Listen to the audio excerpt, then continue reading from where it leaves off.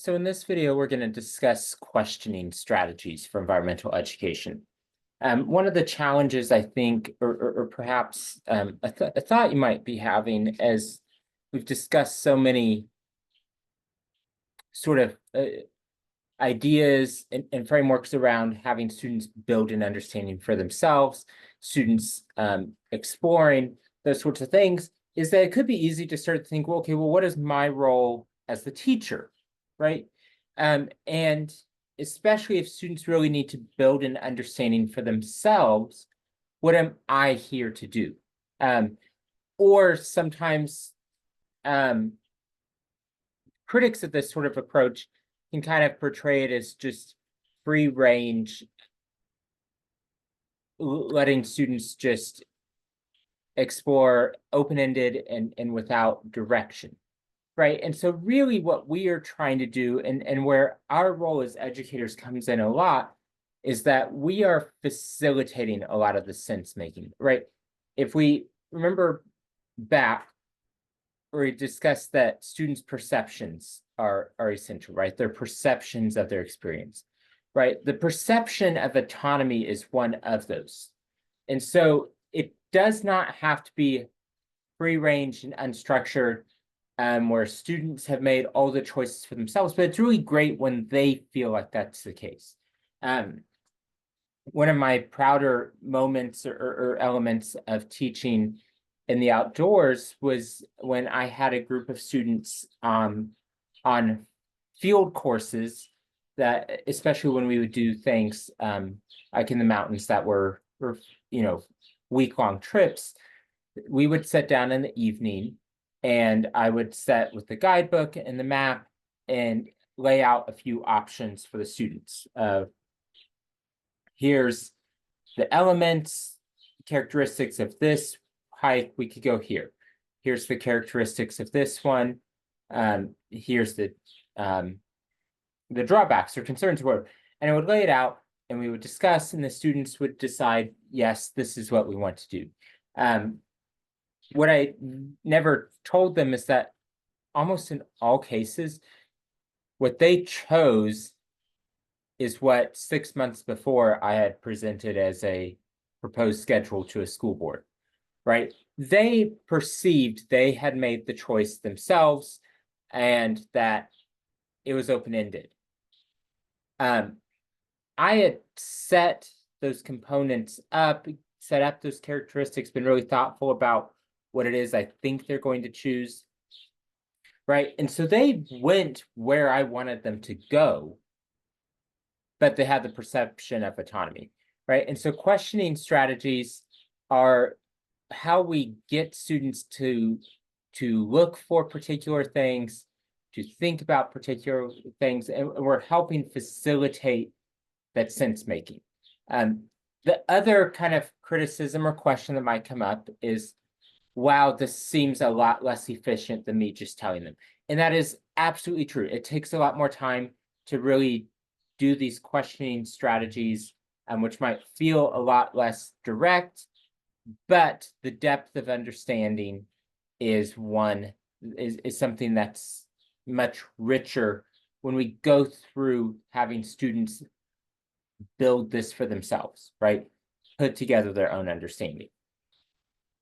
So to get started here, again, the goal is that we are facilitating sense making, right? We're using intentional questioning strategies, and this is very different from just checks for understanding, right? Those have their purpose in education, of course, but this is very different in that we're trying to really facilitate very intentional sense making. And one of the beauties in questioning strategies is that effective questioning lets teachers be impactful even beyond their content area expertise. One of the challenges in environmental topics and environmental challenges is that they're very broad, right? We've discussed that they're interdisciplinary. They span a wide range of topics, of content areas, right? And as teachers, we are typically really only experts in one content area. And so it might feel as though we are limited to that one content area. That's the only place where we can be helpful. But questioning can help even outside of that area of content expertise, right? Because although we maybe only are experts in one content area, we are experienced learners, and we can support our students and coach and guide and model the curiosity and exploration in terms of the questions we ask. So our first question strategy here is pretty simple and pretty straightforward, and it's a claim reasoning strategy. And so there's a few ways you can do this. This is a strategy that we could set up, and it'll be the case with most of them. We could set up to do individually, right? Perhaps this is something students are doing on their own. Perhaps they're doing it in small groups. Perhaps we're doing it in a whole group as a class. We might be doing it in the classroom using a video, a 360 video or whatever as our model. It might be something we're doing outdoors.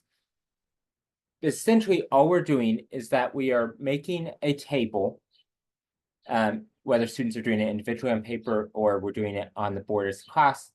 And on one side, we are listing our claims. And on the other side, we're listing our reasoning or evidence, right? So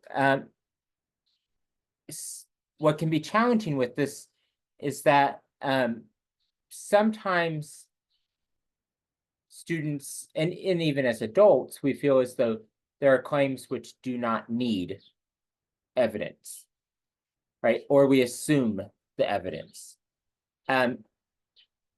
There's also some where we can feel really uncomfortable making claims that we aren't entirely sure we have enough evidence to support. Now, both of those things are very instructional and instrumental in building an understanding. So, taking this photo as an example, a claim which might feel as though we don't need evidence, or we might just sort of assume the evidence, so we might say it's cold, right? That in this photo, it is cold. Right? We look at it and go, oh, it looks cold. Well, what we really mean is that we have the evidence that there's snow in the distance. The child in the foreground is wearing a coat and a warm hat, right? There's things we're assuming. And so in this process of listing claims and reasoning, we're making our thought process more visual, right? Which is really important because it lets us start to see where maybe we need to work on things a bit more.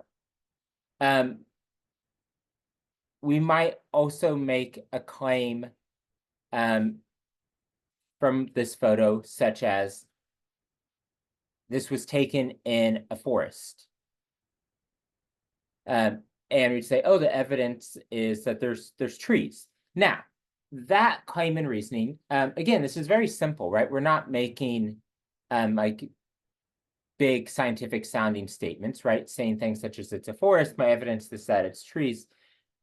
Is that especially within a social interactive context in the classroom, we set up the chance to sometimes then challenge some of those claims, or in discussion say, hey, that might not be enough evidence, right? So in this case, and again, just taking a photo, not we say, oh, well, that's a forest, right? I don't imagine anyone is especially arguing with that claim that this is a forest. But when we say our evidence is that there's trees, we might start to argue with if that's enough evidence, if having trees is enough evidence, right? Because you might say, well, I have trees in my yard, and that's not a forest, right? So we might go, okay, well, what more do we need, right? In this case, maybe we're gonna say, hey, but in the distance, it looks like there's a lot of trees. So that maybe is enough evidence that we feel like it's a forest. Maybe we want to figure out where this is and use maps to determine, hey, it's not just a few trees, but it seems as though there's a lot. that really cover a large area. That discussion might even set up the like, okay, what defines forest? What defines some of these habitat types, right?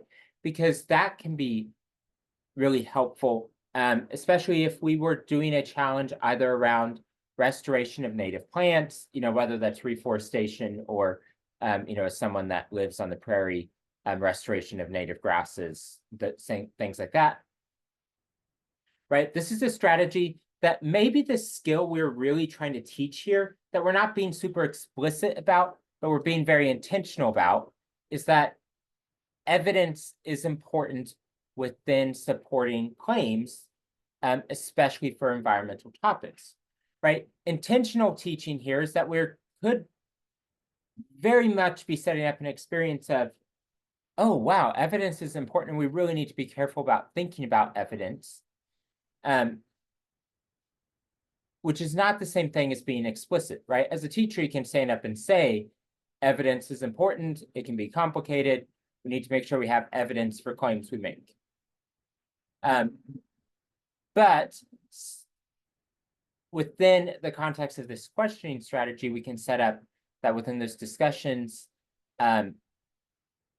we can really see that like, oh, wow, I probably need more pieces of evidence, even for statements that no one was really going to argue about, right?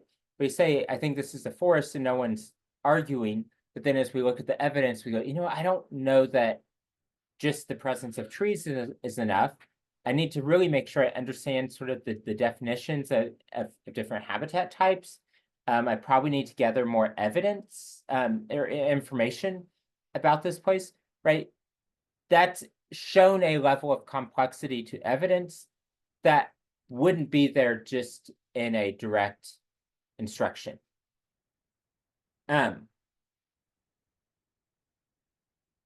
key element to using this strategy and many strategies is you do have to make sure that within the classroom, it's perfectly safe to be wrong, right? To make a claim that doesn't pan out.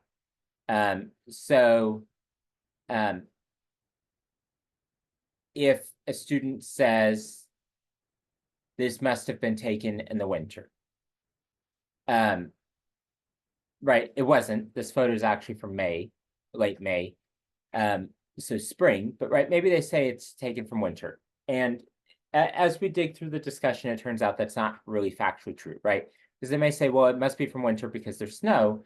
And then as we dig into evidence, we realize, you know what, actually there's some habitat types that can have snow in seasons that aren't winter, right? Which in and of itself, that statement, especially, if we're in Kansas where snow really is a thing that's more or less just in the winter, or very typically in the winter, right? Making that process the goal, not necessarily the being right, right? So getting the right answer doesn't matter so much as being very intentional about the process of evidence and reasoning. Similarly, a kid could just, if we were too focused on just having the right claim, making this a guessing game, the kid could just get lucky and guess right, and not necessarily know why that's correct. So we want to be very explicit about the like, okay, what are the claims you're making? What's the reasoning or evidence you're providing? This is something that if we do as a group, especially if that skill of using evidence as a skill is something that we're worried about for students, doing it as a group can be a chance that we can kind of model and discuss, as students give evidence, discuss like, okay, do we feel like that's enough? What other information might we need to provide? If they're struggling, maybe they say, oh, well, I think it's cold. And it might be like, okay, well, what made you say that? Right? I'm not arguing with you, but what made you say that? Maybe they say something like, I think it's a drought in the picture, right? I think it's really dry. Which is when like, okay, well, what makes you think that it's dry? What evidence, what's the thing that made you say that, right? I'm not arguing. I'm not saying that you're wrong. I'm not saying that that's right. But I want to know more about what led you to that right? So a great strategy for being very intentional and explicit about teaching that skill of using evidence. Next strategy is knowledge gaps, so that we're very focused on getting students to realize what they don't realize, right? To know what they don't know, to know where they have gaps in their understanding. So one of the things that in my own children, so I have an 11-year-old, an 8-year-old, and then a 1-year-old, and especially with my 11-year-old and 8-year-old, there's a lot of times that they'll say things that reveal knowledge gaps about particular topics, but they don't necessarily know what those gaps are, right? So one that's happened here through the spring pretty often is we'll have days that when it's cloudy, my son will say, "Oh, I think it's going to storm." Now, what he's revealing there as a teacher, when I hear that, as an educator, when I hear it, is, okay, you don't really understand all of the factors that go into forming a storm, right? Because sometimes cloudy does mean storm if we have other factors like, adequate moisture in the atmosphere, lift, instability, things like that. But you aren't necessarily understanding all those factors. So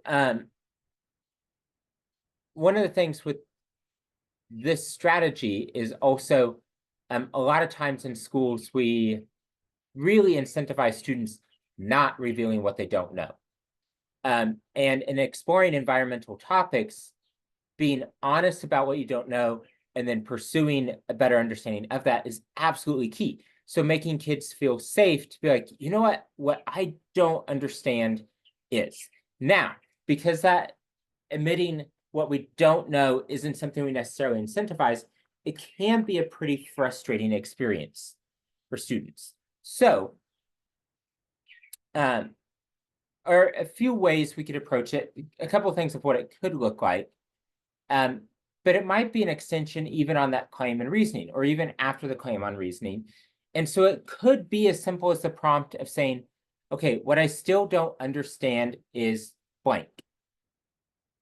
Right, what I still don't understand is what it even takes to form a storm, or how weather even works, right? A lot of times these are like big picture questions that you kind of want to hide. As adults, it might be something where you're having car trouble, right? And the mechanic comes out and says, well, it could be your fuel injector, or it could be a spark plug. And they're discussing how much both these could cost. And if you're being honest, you go, you know what I still don't really understand is how an engine even works, right? So setting up a very intentional of like, hey, what is it you really don't understand? This strategy can also be really helpful in that a lot of times students want to adopt I don't really want to have a mindset of, I don't really want to understand this. I want to understand this well enough to pass the test, right? But when we get to an environmental topic, which is really big, it's really complicated, and it takes an in-depth understanding, we really have to push away the understanding it well enough to pass the test, which is the outcome we're going to get if we get too focused on content knowledge as the only outcome. But instead, being very honest about like, okay, what is it I really need to understand? So for a lot of students, and to be honest, probably for a lot of adults with a topic like climate change, that what I still don't really understand is how climate works, period. Right? What climate even is, right? Because they understand weather, but it might be like, I don't really understand the difference between weather and climate. Or I don't really understand how a changing climate is a bad thing. right? Because they might be doing the activity in January and they're all shivering. They might be like, I don't know, a little bit warmer sounds kind of nicer. It might be, I still don't really understand all the factors that go into climate. I still don't really understand how erosion affects streams, how runoff affects streams, how drought happens, right? I still don't really understand blank. Again, it could be something we do individually. This is something that as a strategy, maybe within a classroom context, you're using it as an exit ticket. Maybe it's something you're doing as a discussion. Maybe it's something that you're modeling, right? You're modeling that like, hey, I have things that I don't really understand myself, which is a great way to show that it's safe to not know. But being very intentional about helping students see what they don't know. Our next strategy is creating and revising models, right? So as we explore phenomenon topic, having students go through and whether it's a drawing, whether it's a physical model, maybe it's a verbal, it's a spoken model, but here is my understanding of how this works. Now, the key with that is that revising aspect, right? Because what tends to happen a lot of times in classroom, especially if we're just focused on knowledge as the only outcome, is that we could turn in our drawing of the model, and as the teacher, we look at it and go, nope, that's not how it works. Or, well, that's kind of how it works. See, here you go. Revising a model is when you really build the deepest understanding. So by analogy, if you've ever had the experience of assembling furniture from instructions that were not quite as good as you would have hoped, right? There's times that you look at the parts, maybe you look at the instructions and you have a feeling of, I think this is how it goes together. And maybe you start trying to assemble it and things aren't working. And then you have a moment where you go, oh no, this is how it goes together. That part should be over here, whatever, right? That moment where you go, oh no, this is how it works, is the moment that you really understand, right? That first version where you're like, I think this is how it works. Maybe you would have got 80% of the test questions right about how to assemble this bookcase or sideboard or whatever, right? Maybe you would have had 80% of the questions right. But the point where you go, oh no, this is how it works, is the point where you really deeply understand it. Right. So with this, maybe it's something that we're creating this drawing model as a whole class on the board. Maybe they're individual where students are creating them and entering them in and you're providing feedback. Our goal isn't to tell students what should be on the model, but instead help them see what could be missing. So to take back to the example of my son really struggling with it looks like it could storm today, right? It might say like his model at that point just might be clouds form, it storms, and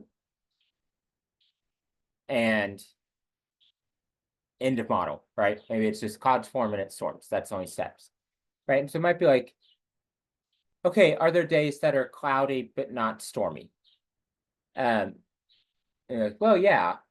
Okay, well, what other things could be involved, right? And maybe it goes, well, some of those days were really cool, right? Some of the days I remember where it was cloudy and didn't storm, it was really cool. Or maybe it's, I remember, a certain place to go, well, it happened when we were visiting the beach. It was cloudy more often, but didn't really storm. so you go, okay, well, what factors could be there? Like, well, maybe temperature, and maybe moisture matter. Okay, great. Let's dig into those, right? So maybe that's something where they're going to pursue more information about how temperature impacts storm weather formation. Maybe it's something that you're then going to teach, right? Maybe we're going to have a little bit of an explanation, some other resource, but setting up that we're building and revising those models of how the phenomenon works, right? Because again, we're aiming for understanding it deeply, not understanding it well enough to pass the test. And referring back to the CRISPA themes in a past video where we discussed imagination, imagined roles can be a really powerful questioning strategy, and it can be one that's a lot more creative and expressive than we see, especially as a science teacher in a lot of other contexts, right? And so in this case, we might just be asking a student to imagine within a particular context, okay, what would it be like if you were this tree? If you were, like with this picture, if you were an elk living here, if you were a fish living in this stream, what would that be like, right? What would you need? What would the impacts be? This can be a strategy where it's really great for them to show that. There's a lot of different ways they can show that. So maybe it is a more artistic representation where they're writing a story, creating a painting or drawing or something of, this is what I think it would be like if I were a tree in this landscape. If I were whatever. It could be one that's just discussion based. Okay, if you were, maybe we're discussing flooding as our environmental topic or challenge. Okay, well, what if you were someone whose home was in the floodplain? Like maybe we're just discussing this, right? But what we're trying to do is get students to imagine that perspective outside of their own, as a matter of sort of what can feel like a little bit of a silly example, but a reason that this strategy really imagines a lot is because as humans, we get very focused on our own perspective, as we've already discussed in prior videos. How we experience a place is what we think it is, what it is to us. And so we can get very focused in our experience. So a couple examples here. One, this photo here, you notice there's a lot of wildflowers there, and especially younger students, you'll hear things like, oh, those flowers are there to be pretty for us. And we'd go, okay, well, let's think through, if you were a flower, what is it that you would really be wanting to do? Thinking about like, okay, the flowers don't make bright colors for us as hikers to walk by and see and go, oh, they're pretty. They must be doing it for other reasons. Another one, it's summer right now. My kids, although we've had discussions and I think they understand it a little bit better, we've had some more rainy days than in past years through the month of June, right? And they've had some days they've been really disappointed because they can't go to the pool and swim because it's been rainy, and go, oh, well, it's, I'm disappointed that it's raining, or I wish it wasn't raining. And you go, okay, well, what if you were the grass? What about this toad you've seen living in our yard? Okay, if you were that toad, what would be your reaction to the rain, right? So we're trying to imagine how each of these factors can impact other elements of the ecosystem. So, trying to think outside of our own perspective, an opportunity for more creative expression, which can be really powerful. And then also being able to recognize that, like, especially within an ecosystem, each component whether living or non-living, sort of has its experience, and something we need to really consider. Another example, a few weeks ago, I was in Rocky Mountain National Park and had from an overlook, there was a family that was visiting that was really trying to make sense of the educational sign in front of them, describing the glacial valley, and you could tell we're really struggling with the okay, well that, and so I they had younger kids, and so I offered, said, oh, that hill over there is the lateral moraine. That's a hill that formed on the side of the glacier. So is this. The glacier would have been this whole valley. And then in that discussion pointed out that that area over there of those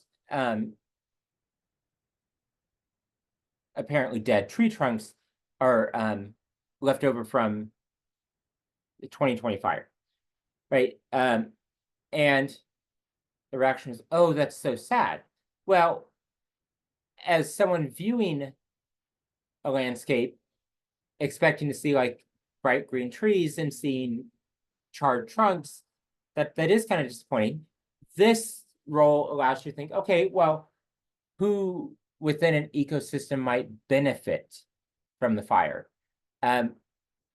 What within an ecosystem might make the fire more likely to happen, right? And to start to see the complexity of those in a way that can feel a lot more accessible.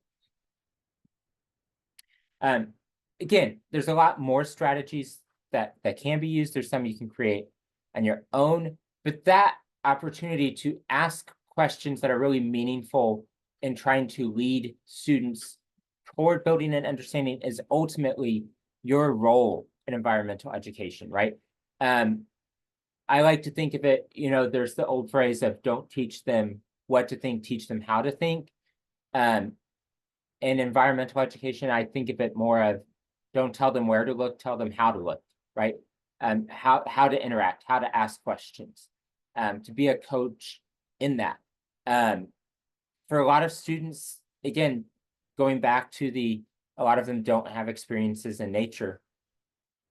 Also thinking about how a lot of what happens in schools is very direct instruction.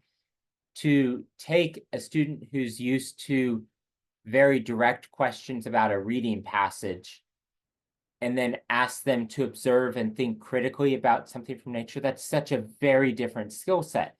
And so the more guidance and support we can give in that is really critical, right? Because that is the skill set we need in environmental education, right? If we're saying big picture for all students for environmental topics, being able to observe and ask questions of nature is one of the absolute foundational skills. And we don't want to cheapen that, but we do want to be very intentional in supporting it and supporting opportunities for students to practice it, to give some guidance, right? To not make them feel completely lost and completely on their own, but also not take away their autonomy. It is a very difficult balance. One of the things I really want to encourage as you start to try these is there is no one perfect question, and there's certainly no one perfect question that works for all students, right? And so as you try some of these strategies, you might try one and realize, oh, we need a lot more scaffolding and building up to this. Great. You might ask a question that falls flat where students are like, I don't even understand. And that's fine, right? Move on from it, back up, right? Don't be afraid to ask questions that don't work. Personally, a source that was has been influential on me within my teaching practice in the front of the classroom has actually been listening to a lot of interviews with improv comedians. And I apologize, I forget whether it was Ryan Stiles or Colin Mockery, one of the two of them, in an interview talked about that in improv, it's important to just keep offering ideas, right? When we see a portion of a show or a skit that we go, oh my goodness, that was hilarious. That wasn't the one perfect idea they came up with, but rather they've been offering several ideas, and some of those kind of flopped and they moved on from, and we remember the ones that really stuck and in that case were hilarious. Within our context and education, it might be the questions that really stick, that are meaningful and are great discussions. And that is ultimately our role as educators within environmental education, is to make sure we are asking and supporting the questions that are really going to help students build an understanding. That is its own skill. And so if it's something that doesn't necessarily fit with your teaching strategy, that's okay, right? Or within your teaching experience, those are skills you can develop and you can practice, that you can be honest about that this is something I'm working on. Because that is really how we can transition from, a more superficial experience where maybe students gain some, a little bit of knowledge, to a deep experience where they form connections, they build a deep understanding, and then ultimately that understanding leads towards taking action, which is our goal in environmental education.